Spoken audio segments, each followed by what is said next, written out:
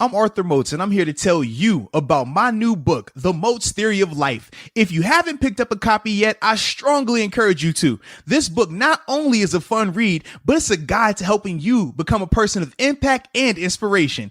If you are ready to take the next step to improving not only your life, but those around you as well, go get a copy of The Moats Theory of Life, and it's available at moatstheory.com.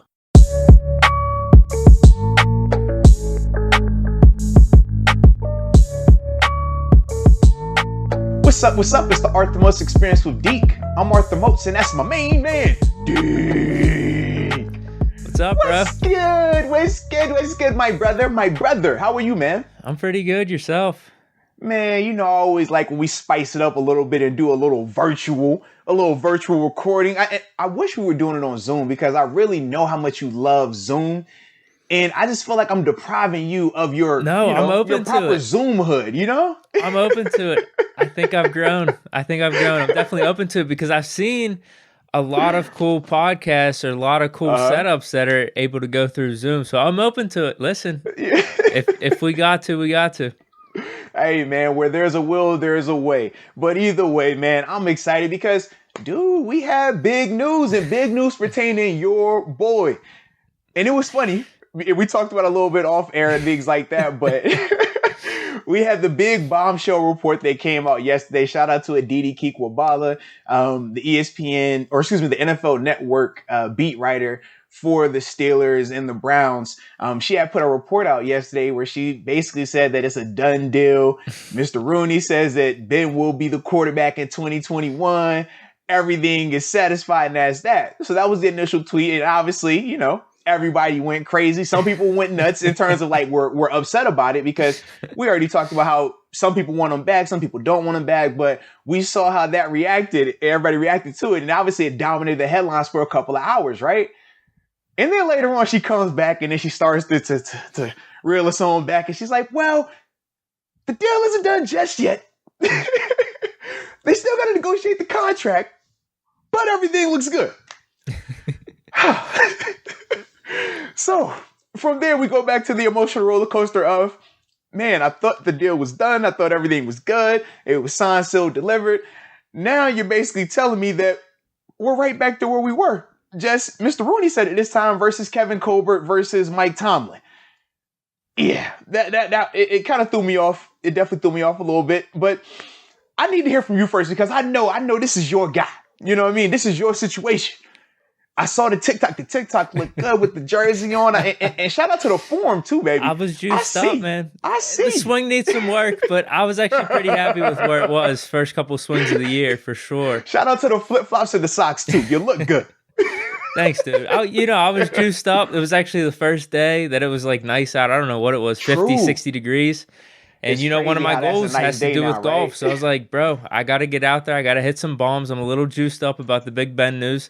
So I just thought it would be the perfect collab. A little bit of golf, a little bit of football, a little bit of Big Ben news all together. I like the crossover. I was with it. You got a like for me. Let's go. I appreciate it. Yeah, obviously that was a great night. One, because I think that just happened right before the Penguins game.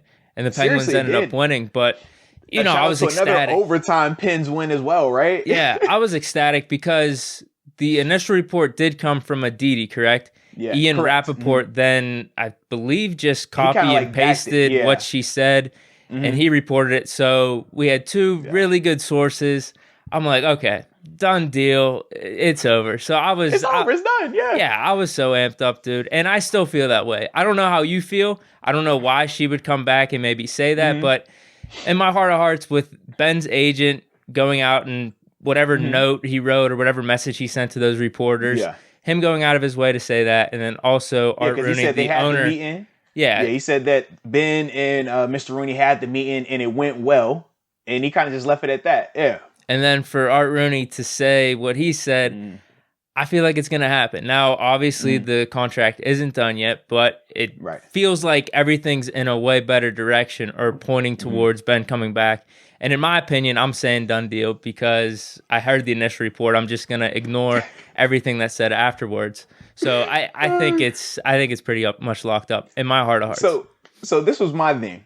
I said to myself, what was said that was so different with Mr. Rooney than Kevin Colbert? they both said the exact same thing in terms of, we want Ben back, but we got to look at the contract. So for me, I literally, as I look back and dove into it a lot more, I'm just saying to myself, how was that tweet and that information any different than what we had prior to that tweet coming out? We already knew that, yes, the Steelers would like to have him back. We've both said that as the roster stands right now, Ben gives this team the best chance to win. We said that over Mason, over Dwayne Haskins. The biggest issue is what, though? The $41 million cap hit. And how do you adjust that number without disrespecting Ben on a, per year salary standpoint as well? That hasn't changed yet. So to me, I was just like, I get the excitement because Mr. Rooney said that, we want Ben back, but he still said the exact same thing. We got to find the contract. That's what we got to talk about. And I was a little bit frustrated because to me, I'm just like, well, what have y'all been talking about? Clearly y'all talked the first time. No contract details were negotiated. Then it was just a mutual interest thing, right? Mm-hmm. Okay, cool. Then Kevin Colbert comes out and says it. Y'all still haven't talked. Okay, cool. Now Mr. Rooney comes out and says the exact same thing. But even he said, yeah, we haven't gotten to the particulars of the contract, but we let him know we want him back. He said he wants to come back. Isn't that what we already knew after the wild card game? That to me was the biggest thing. I'm just like, I get the excitement around it because it was Mr. Rooney, but it still doesn't change the fact that we aren't anywhere closer to a decision being made because we haven't got the contract worked out just yet. So that's still going to be the sticking point. That's the major sticking point from my perspective. But what I will say this is, I did want to shout out Mr. Rooney because I thought he read the room. I thought it was important what he did. Now, granted, I don't think it changes anything in terms of deal getting done or not getting done. But what he did do was this. Prior to him coming out and speaking that second time, what happened? We said, man, the media really ran with Kevin Colbert's comments. And we knew, regardless of what Kevin Colbert said, that, the media was going to have a field day with it, whether he was positive about Ben or negative about Ben. He decided to play it close to the vest, so people took it as negative. Then from there, you could just see how, okay, Ben hasn't spoken to those guys directly since, I guess, the January meeting that they had right after the game. So from a negotiation standpoint, it's a lot easy. I mean, it's easy to happen when we're not talking directly, but the media is taking different things that we might have said, and now they're creating a narrative. So if I'm Ben doing this, past week, I might be saying, well, I'm not as open to taking a pay cut anymore because y'all haven't shown that y'all really want me. Y'all haven't stood up for me in the face of the media when everybody is kind of getting at me about my contract and about my play. I just want the organization to back me. And for him, if he wasn't hearing that, that could have changed his mentality in terms of his eagerness to come back. But when you get Mr. Rooney saying, well, you know what? Let's nip that in the bud. Let's clear the elephant in the room and let everyone know that we do want him back. I think that was the part that Mr. Rooney was very smart in doing because now you get Ben and he's going to be a lot more open to these tougher conversations because the root of it is Ben is the one that's going to be taking the loss here, right? He's the one who has to give up something to help the team out. It's not the other way around. Technically, Ben is under contract. So the team is the one who has to, try to figure out how can we persuade him to make him want to come back, but at the same time at a very, very discounted rate. And that's why for Ben, he's like, yo, make me feel like I'm doing something for y'all. Make me feel like what I'm doing isn't in vain either. So that's why I think what Mr. Rooney said in terms of, hey, we want Ben to come back and compete for this championship. Yes, we want Ben to come back. I think all of those things were right by him to say that because we know the next conversation that they're going to have is going to be a lot tougher than that one right there. Sure. And I think that was one of the big differences too, because these conversations over the past couple of weeks with Colbert's press conference was very toe in the line, in the middle of not really playing your hand at all. And this was the difference, saying we want Ben back, especially it being Art Rooney, the owner. Now, I will say this too on Ben's side, because we haven't really heard too much from him after, I believe it was after the wild card game, right? He had like a press conference or two saying like, I want to be back. I want to come back for my contract. If they'll have me back, he even said. But with this, man, I don't know, the wording. Can I read the message? Can I read the note? Go ahead. This was the agent. They want Ben back. See, he even said they want Ben back. And then for Rooney to say it, it's like, man, this just feels right. And he says, we'll contact me soon to address his cap situation. As we've shared since the season ended, we are happy to creatively adjust his contract to help them build the best team possible. A year ago, Ben wasn't sure if he could throw again, but he battled back to get 12 wins and the 8th division title of his career. They lost steam down the stretch, and that doesn't sit well for him, so the fire burns strong, and there's still plenty of gas in the tank. So, dude, okay, I like that. I like it. I mean, definitely... I mean, the first words, they want Ben back, but then Rooney confirming that makes it different, in my opinion. At the end of the day, the foundation is still the issue. I look at this no different than that house that's been sitting in the neighborhood for 20 years. It used to be painted blue. It started to fade. So we say, we're going to paint it bright red. Everybody looked at it and said, wow, man, that looks good. I'm excited about this. This is a good thing. But the foundation was still cracked. We never fixed the foundation. So even though we've all publicly now said, hey, we want Ben back. Hey, we want Ben back. We want Ben back. That's the paint on it. So now the perspective and the, I guess the feeling surrounding the situation makes it feel a lot more optimistic.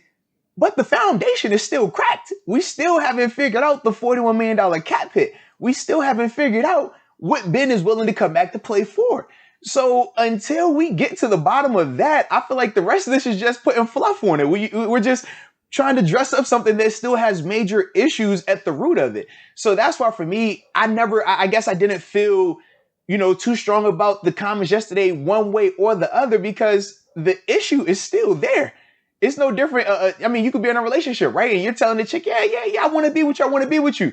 But you still got feelings for the girl around the corner. So it don't matter how much I tell you this, I know where my heart is. Well, that's what we got to figure out. How can we get this thing, the root of it, fixed? Because once we get that part fixed, then the rest we're going to be fine. But if we don't get the cap issue fixed, then all this is just, fluff. It really doesn't matter. Why would Rooney say that, though? I mean, you were talking about he played it right. From a negotiation standpoint, this is the thing. From a negotiation standpoint, you have to say that. I've been on the side of negotiation, man, where literally you're asking yourself, like, man, what are they thinking? Do they really want me back? Because when we had our preliminary talks, it didn't go the way that I thought it should go. So now I'm feeling some type of way. And the longer it goes without you directly talking to each other, the longer it goes without them publicly saying something, the more you start to, come up with your own conclusions in your mind. Well, maybe they don't want me. Maybe they don't think I'm good enough. Maybe they think I'm washed. Maybe I should go over here and show them, I can still get it done. But Mr. Rooney understands that. And that's why Mr. Rooney came out and said what he said and gave you a more definitive, we want him back. That's why I thought he did it that way. But at the end, he still put the main part in there of, we're going to look into the contract situation. To me, that's what it's been this whole offseason. We know that they want him back, but we also know that they already said numerous times they're not bringing him back with a $41 million cap hit. But we already talked about ad nauseum the details in which that makes it a lot more difficult. Now, something that the Steelers could do, they got a potential way they could get rid of this and it could work out. But they traditionally don't do it. You could essentially tear up this last year, right? Sign this new deal for him, however you want to do it, right? And have it a lot more incentive-based. Think like the Tampa Bay Buccaneers did with Tom Brady, with AB, with Leonard Fournette. The reason you do it like that is because by making them incentive-based, they count just like bonuses. So you can space out the cap hits while Ben will still maintain his contract.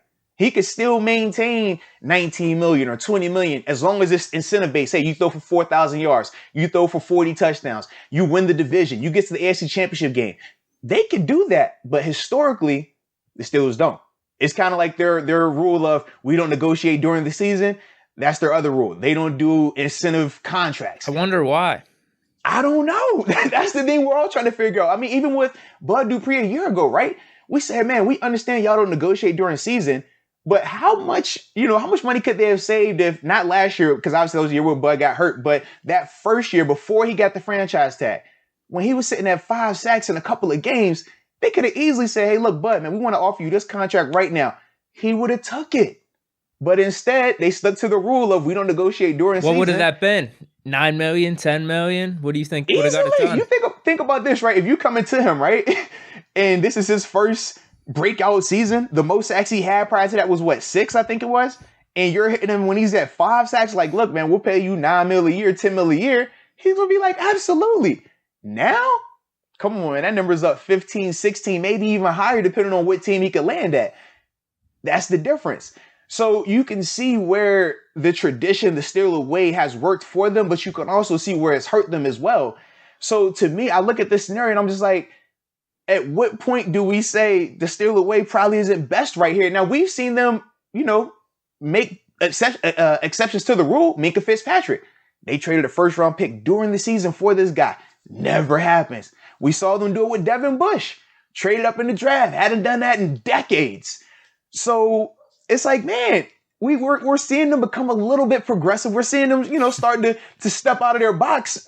Now, this would be a large step, but you can just see how they have an option. If they want to go there, they can get that done. But we got to see if they're willing to do it or not, because they are very, set in their ways in terms of, we don't do this. We don't do that. We only operate this way. And they call it, the Steeler way. So that's my thing. It's like, we have an easier scenario, but if it doesn't work out, we're going to go back to having these tougher conversations and everybody having their fingers crossed one way or the other. Do you think that's the common sense scenario then? Well, put it like this. Since they've said definitively that they want him back, yes, that's the common sense area. If it was any other scenario where they hadn't definitively said they want him back, then the next common sense area would just be to cut your losses and start moving forward. But since they've already said they want him back, yes, I think that's the next best course of action.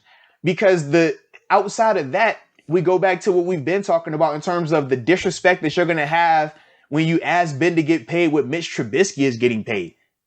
How does that sound? You know what I mean? Like, I don't care how much Mr. Rooney says he wants him back and how much Ben says he wants to come back and how much his agent says, yeah, he wants to come back. When he's looking at that check and he's like, man, I'm over here doing what I do. Even I guess, downgraded version of Ben is still a crazy upgrade over Mitch Trubisky. And the fact that they would even be paid in the same, conversation, it just is, it's crazy to me. It's crazy. So to me, I just think that that's probably going to be their best alternative, but that would, force them to have to do something that they traditionally just don't like to do. So, yeah, you might want to give them a call. Extension wouldn't hurt either. Yeah, but the thing is, Mr. Rooney, he was very particular in what he said. He didn't say that, hey, we want Ben to come back for the next couple of years. The agent said that. The agent said, we think Ben has, plenty left in the tank. Mr. Rooney just simply was talking about this year. And I think that's been very clear in the wording and in the tone of Mr. Rooney, both times that he's spoken, along with Kevin Colbert. They're looking at this as a one-year thing. So even if they go extension, obviously it has to be a multi-year extension. I don't think that they're willing to do that because I don't think any of us truly believe that Ben is going to retire after this year.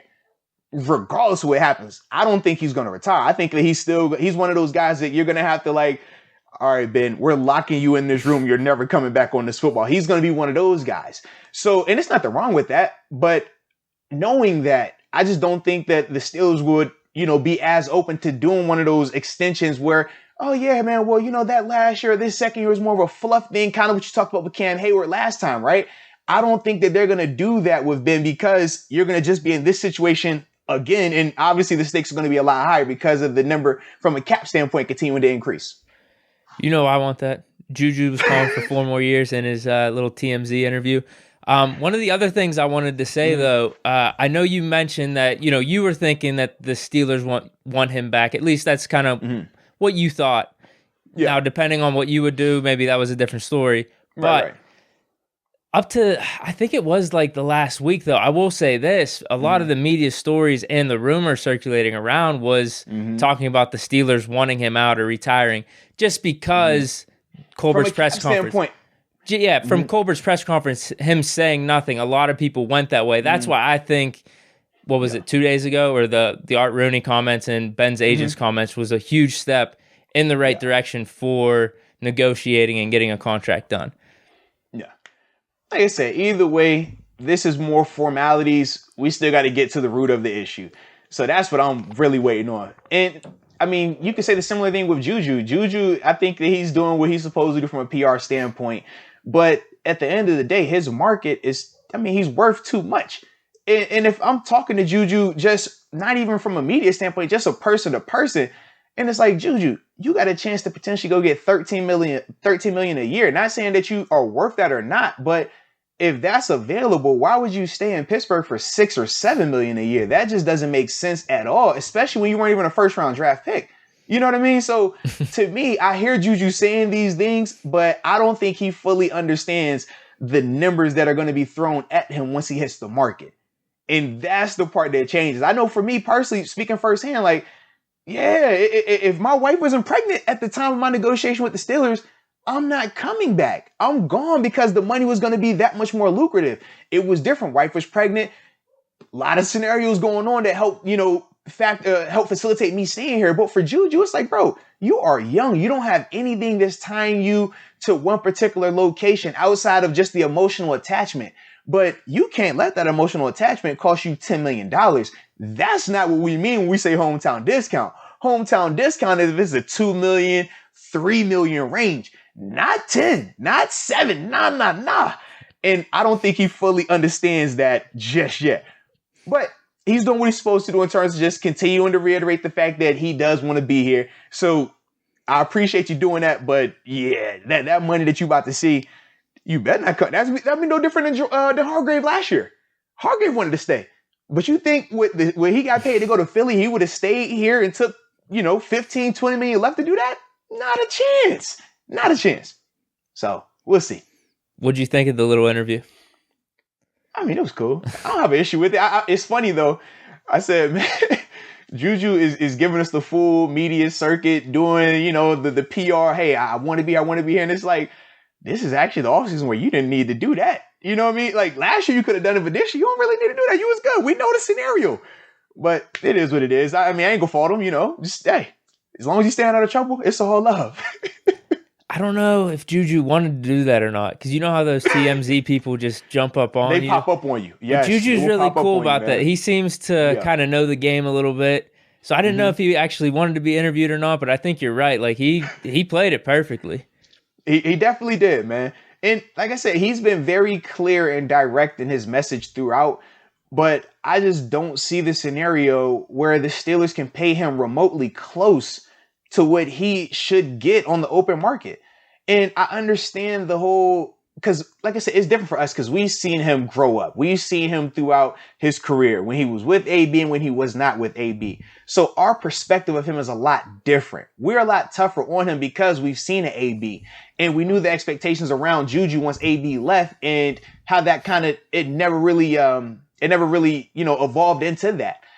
But for other organizations, they're still looking at JuJu like, dude, you can come in here and be our guy. Like we could use you. No different like the Detroit Lions when they went and got Golden Tate. They were like, yo, Golden, hey, you can be our guy. You know what I mean? Or the Giants. Hey, come on over here. So a scenario like that, I just see where JuJu is able to go out there and really break that bank. I don't see the Steelers looking at him the same way or valuing him the same way, especially when you look at the wide receiver room as well. They have plenty of pieces already in-house that they are more than comfortable, going forward with. Whereas other teams, they might not have that in their receiver room. So they're going to be looking and saying, JuJu can be that piece for us. JuJu can be that missing guy that can run routes, can block, can do all that type of stuff. So, yeah, I mean, as much as we love him to come back, I don't see it happening, man. Steeler for life, though. I want my legacy to be in Pittsburgh. It sounded so good. It sounded so great. He learned from AB. He said, AB made this mistake. I will not be AB. And I like it. You're smart on that. You're right, though. He didn't really even have to say anything like this. He didn't. Because the relationship's fine. We know it's business. Yes. Absolutely. AB just went way too far. He did. He took the shots at Ben, Coach T, Mr. Rooney. He was taking too many shots. Whereas, like, you think about Hargrave, right? Did any of us trip when Hargrave left? No. We said, look, we know you weren't going to get paid like that here. We got Cam, we got Tua, we got Tyson. We're happy to see you get paid. In fact, give us the comp pick as well. JuJu, it's going to be the same thing for you, baby. We won't go trip. We was going to be up here, JuJu record-breaking deal, 5 years, $70 million. You know what I mean? 30 up front or 20 up front. We'd be like, yeah, absolutely, man. We're glad you got that deal. Give us an interview. It would have been love. We'd get a comp pick for him, right? Absolutely. Would it be this year?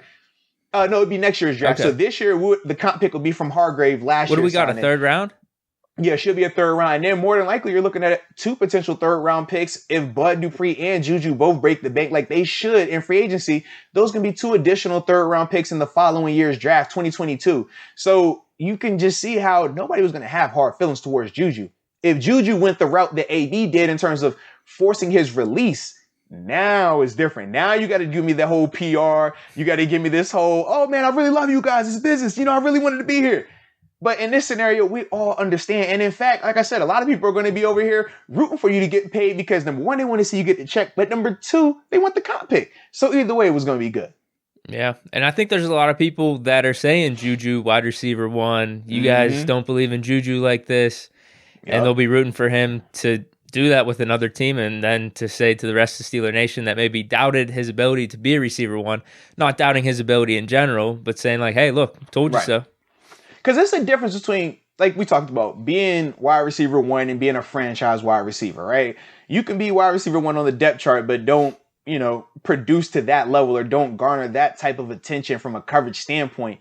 And we personally felt that that's what JuJu had become here, right? He was top receiver more so by designation, but not based on attention drawn or productivity. Now, not saying that he wasn't still balling, he still did his thing, but you could just see the difference, and we highlighted some of those things throughout the year. But to me, man, I'm like I said, I'm glad to see the young dude go out here and get what he's supposed to get. I don't want him to take, this crazy discount because he thinks that, hey, I got to do this to keep the fans happy. No. This is a totally different situation. I know you love the fans. Trust me, I know you love the fans. They love you too. But this ain't the way to do it. Well, we'll see what happens. Yeah. Because this was, a 2-minute little interview. Some random guy popping up on him from TMZ. But it got me hyped. Just I was on cloud 9 the past probably like 24, 48 hours with all the Steeler news. And that's even with me not being like the biggest JuJu supporter in terms of him being a receiver 1. I'm a JuJu supporter, right. Like I said, in terms of his talent and just him as a receiver. I thought he had a really solid year. Absolutely did. But man, if we could run a good bounce back year for him too. And that's what I'm saying. Like I would love for him to come back. I'd love for Ben to come back. Just run it back all in general. So I was pumped, dude. I was pumped. So hopefully this will see through here. Hopefully. But yeah, probably the less likely of the two, JuJu. Like I'm not completely naive when I saw that and was like, dude, I don't know what the numbers are going to be here with the Steelers, what they're offering, and what some other team will be. Even though I do find it funny, both scenarios, JuJu and Ben. All it's been is just verbal, we want or we don't want, but no numbers have come out of it. But you're way more optimistic about Ben's return, even though his numbers are a lot worse from making it work standpoint as compared to JuJu's. Like, it's crazy. But I understand. It's Ben. I got you. Ben's been the guy here, dude. But what would be the difference, though? Because what's Ben's potential pay cut? Maybe 7-8 range, and that might be JuJu's difference between Steeler contract and another team, right? So this is as simple as it is. Regardless of what the average pay is this year, Ben's cap hit is going to be a minimum of $22.5 million. At minimum. That's before he takes any money this year, pay cut or not. So that to me is the biggest difference. JuJu's not going to get $22.5 million that's going to count on the cap this year. He'll get a signing bonus that might be $20 million, but no different than when Ben got his signing bonus. What you do with a signing bonus? All right, we're going to have $5 million to count on the cap this year. I want $5 million on that following year. Let me get another 4, then let me get another this, and you go on your business that way. That's the biggest difference. That's why to me, I'm like the JuJu scenario, if it were to happen, it could. And you can make it work and the numbers would still be way better than what Ben's would be, even if Ben took $0 this year. So that's why to me, I'm just like, it's funny to hear the optimism surrounding Ben and the pessimism surrounding JuJu and his contract when his numbers are actually a lot, more feasible to work with compared to Ben's. But like I said, it's the quarterback, so I got you. I'm with you. The quarterback, and I think the question of JuJu being paid as receiver 1, 2 versus like a receiver 2 or 3, I think that plays into it too. Yeah, but either way, let's see. What's the going rate for receiver 1 right now? 15, 17? No. I don't know. More than that. I mean, Thomas, are you talking about bona fide receiver one? No. I'm talking receiver one, not franchise receiver. We all know JuJu is not in that conversation right now. He's not your Julio. He's not your D-Hop. He's not your Michael Thomas. He's not your Devontae Adams. Those are franchise, 19, 20 a year guys. I don't see JuJu in that. Who would you consider? I think he's more. Oh, my bad. I think high end for JuJu. Honestly, think high end for JuJu is going to be 15, 16 a year. Like, that's high for him. I don't, because there's still a lot of questions surrounding him in terms of what is he? Is he a true number one? Is he a high end number two? Because of those conversations and questions surrounding him, that's why I think he's going to be capped off in that 15, 16 range compared to your elite receivers, your top tier. They're in that, 17, 18 plus range. I just don't think he's going to be there right now. Now, it could surprise me, but I just don't. But even with that, it still is going to be drastically lower than what Ben's is going to be this year. So once again, that's why I was like, it's a lot more feasible to work with JuJu and get that deal done, but it won't happen because we got to take care of this Ben situation. Yeah, teens just seems crazy to me for JuJu. Like even if Ben wasn't coming back, you know what I mean? Like paying JuJu in the teens, like I would be way more comfortable with like 7, 8, 9. I don't even know about 10. I'm with you. If this is Pittsburgh we're talking about, I agree. That's his market. But you're not going to tell me that some, no, you're right. franchise with That's a ton of crazy cap part, space that doesn't have pieces, they're going to overpay. Man, we saw the Lions give Trey Flowers $90 million, and the man never had more than 7 sacks going into the season. It happens. You know what I mean? And so that's why for me, I'm just like, I know for a fact JuJu can break that bank on the open market. Now, is he worth it? I'm not sure, but it can happen. But even with him breaking the bank, it's still, like I said, numbers wise, it's a lot more feasible. It's a lot easier to work with. And from a contract standpoint, because you will be starting new with his contract, if you were the Steelers, you could easily do a deal where that first year is very heavy in terms of the guaranteed money, right? But then think Le'Veon Bell. Now it turns into more of the rolling guaranteed style. So that way it doesn't kill you from a cap standpoint, and you have the flexibility to get out of the deal in 2 to 3 years if JuJu isn't playing up to par. You got those options typically. But now, like I said, with this, it won't because of the contract, because of the cap situation that it already is. You're going to be very hard pressed to do a deal like that for him when you have way more pressing needs that you got to address. But you could just see how, it would make more sense to go that way, but they're not going to do it. And that's fine. That's fine. You pick and choose, and it is what it is. But that's, to me, it was funny, to just hear the optimism around Ben and his deal when that deal is a lot more, nuanced. There's a lot more that's going to have to go into it compared to JuJu. Fair. Now, do we have anything else? Man, hold on. Actually, we got a little bit of news. Now, I don't know. This is the thing. So similar to what we talked about with Aditi, right? We got the initial report. Then it kind of got backtracked a little bit and was like, whoa, all right. Is it done? Is it not done? Similar thing happened. This would have been, I think, yesterday. John Clayton, right? The NFL analyst. He was talking about J.J. Watt. He reported that J.J. Watt has reportedly been offered a deal in the $15 to $16 million range per year. Now, obviously, that's way out of our price range. But then he also said that, it looks like he's narrowed the teams down to 3. He has his 3 favorites, his finalists. The 3 teams were the Packers, the Bills, and it were the Titans. The Browns. Yeah, so I was like, huh. And they said with an outside chance of the Raiders. But then later on, he's like, but he hasn't officially narrowed it. These are the front runners, but he's still open to anything. So I was just like, you basically told us the same thing that Aditi told us, the same thing that Mr. Rooney told us, the same thing Mr. Colbert told us. That, all right, this is it, but it's not necessarily it. So we're, just kind of in the same place right now. I was a little surprised, though, to not hear the Steelers on that list. I was.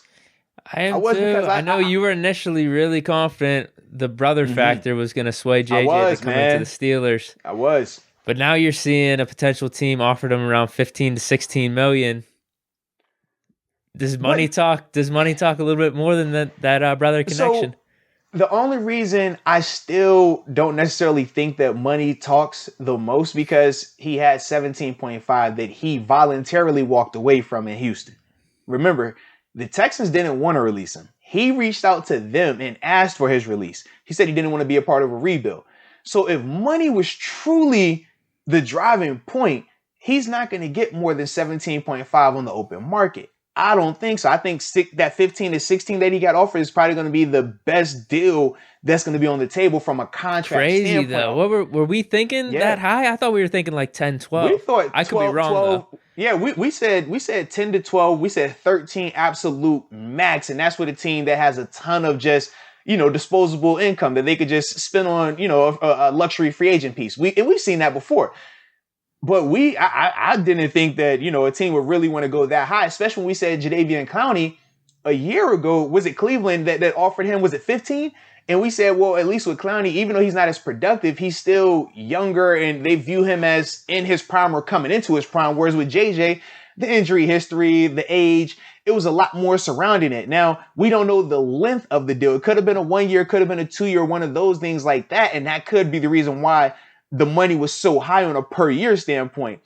But yeah, I definitely didn't think that was going to be the case. And trust me, that's way out the Steelers' budget. The Steelers, man, their budget's going to be 6 to 8 right now, just depending on who else they can restructure, who do they decide to release, and ultimately what number them and Ben can agree upon.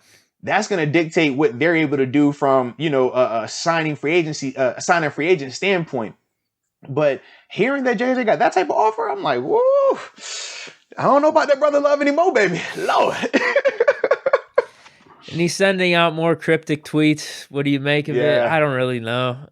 Because some people were pointing to, it said something about naps and then something about rivalry or enemies when you're younger. And now we idolize each other, or you idolize me when we're older. I don't know, dude. Oh, man. You know what? That's the beauty of this time of year, though. Let the speculation roll. JJ, you don't need to take... You take your time, JJ. Take your time. Keep sending out cryptic messages. Keep leaking information. And then after that, we'll just keep reacting to it. But at the end of the day, just make sure you either sign in Pittsburgh, not in Cleveland, in worst case, Buffalo. And that's simple. So you gotta think if he's doing these cryptic tweets, he knows deep down he's signing with the Steelers, maybe, because it seems like each one has to do with JJ or TJ, Derek, brothers. That's what they seem to have to do with. Maybe not, though. I don't know. Too, but you also have to remember, this can be a very fun time, and for him, he's never had this opportunity. Even when he got drafted, think about it. You don't choose where you go, so. Once you're drafted, you never get a chance to feel like you're pursued. And then he's always signed extensions ahead of time. So he's never had the opportunity to be pursued by other NFL teams. It's a great feeling. I've had those opportunities, man. It feels great just like in life in general, when you know somebody wants you, you're like, dang, all right. You work out, you working with your shirt off. You know what I mean? Because you're like, the muscles hit a little bit different when I'm getting these calls from my agent. He's like, yo, this team looking at you. That team wants you. This team thinking about you. You feel a lot better. And sometimes you don't want to rush it. You want to let that thing linger a little bit. So for JJ, I could easily see the scenario where, in his heart, he knows, hey, I want to come here with my brothers. This is what I want to do. But I'm really enjoying this right now because as soon as I say I'm coming there, all that leaves. All of it goes away. It becomes less about JJ, the hot commodity, JJ, the Cinderella. And it's more so, all right, now we're going to start critiquing the deal. That's actually now we got to start talking the numbers. Now we got to see if he still has it. How does he fit? All of these other things. And you lose that good feeling of, I'm the guy right now. All the attention's on me. So a little bit of mystery. Absolutely. So if I'm JJ and I know, okay, the big thing right now, if you're a free agent, you just want to get your deal done before NFL league year starts and free agency opens for everyone else. Because once that happens, that's when all of the money starts to get allocated elsewhere. That's why with Ben, this conversation is so important because once the new league year starts, I believe it's March 15th, he's supposed to get, I think it was a $15 million bonus. So now you don't have the flexibility that we've been talking about in the past. All of that kind of goes out the window. So that's why, if you're JJ as well, you're like, man, I know I have until that week. I have until that day to get this deal done. So if I'm JJ and I'm sitting here like, oh, We just at February 25th. I'm gonna wait another week. I'm gonna hit that deal maybe March 10th. You know what I mean? But until then, I'm gonna keep sending these cryptic tweets out and just keep having people love me.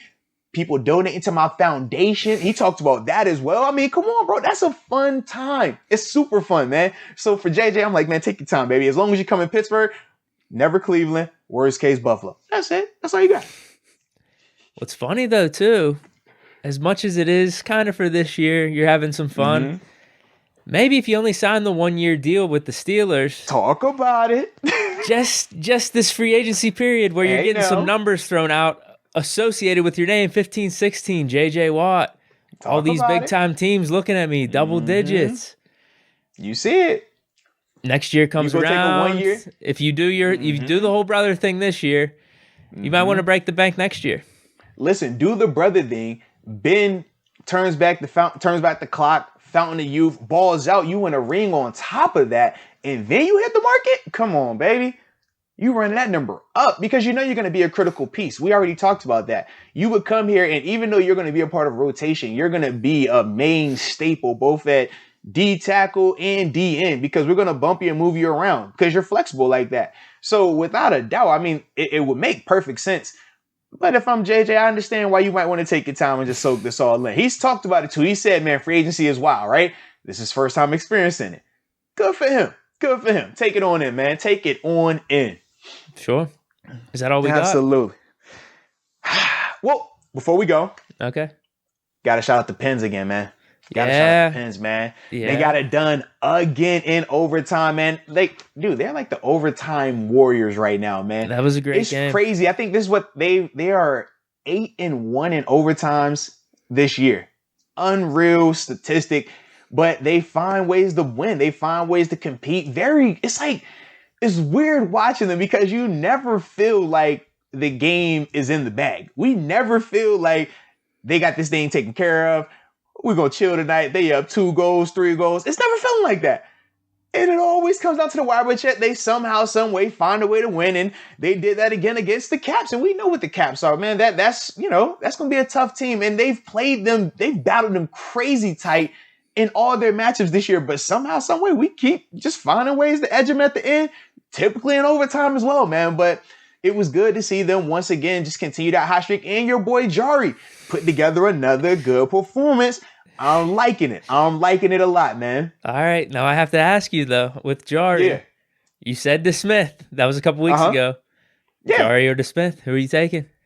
Right now, we're still going to ride with Jari because he's hot. Okay. That's what you're supposed to do. And this is the thing. If Jari would have played like this at the beginning of the year, we wouldn't have had this conversation. No different than if Ben comes out and play like he's supposed to play next year. We're not going to have to worry about who's the backup quarterback. That conversation starts happening when goalie 1 or QB 1 doesn't play up to what they're supposed to be playing up to. Now that, Jari's doing what he's supposed to do, we're good. You start tripping again, we going back to the Smith again. That's how I look at it, man. Letang's playing good. This Matheson dude's playing good. But I say Letang, man, he's put together a couple of good games right now. I don't know what it is. Like I said, it might be the superstition of, I get on that one knee, tie that, relace it, lace it back up. We know Sid, when it's overtime, he has to retape his stick again. That's what he does. Whatever you need to do, Letang, keep doing it. Whatever you've done these past 2 games, keep doing it. Now, we know you got a game tonight. We're looking forward to that as well. But either way, we're going to need it from you, baby. Dude, did you see Kapanen's stick on that last shot in OT? Bro. The flex on that? Bro. Unreal. He teed it up too, man. He did. That was awesome. Man. Like, you knew he was going to pass to him. Mm-hmm. But, he really ripped that, dude. And shoot, we're talking about Kapanen. We're talking about Letang playing better. What about Malkin? Malkin is starting to play better as well. And he's been the X factor. He's the missing piece offensively, defensively, in the power play. He's the guy.